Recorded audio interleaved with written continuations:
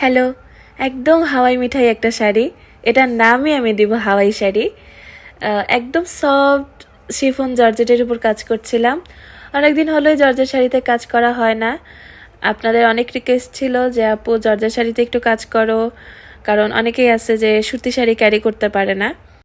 কয়েকদিন আগে একটা সিল্কেও কাজ করেছি, বাট ওইটার আমি ভিডিও স্ট্যান্ডে লাগাইছি, ভিডিও অন না করে পুরা শাড়ি কাজ শেষ করে যখন ভিডিও শেষ করতে গেছি তখন দেখি আমি ভিডিও শুরুই করি নাই।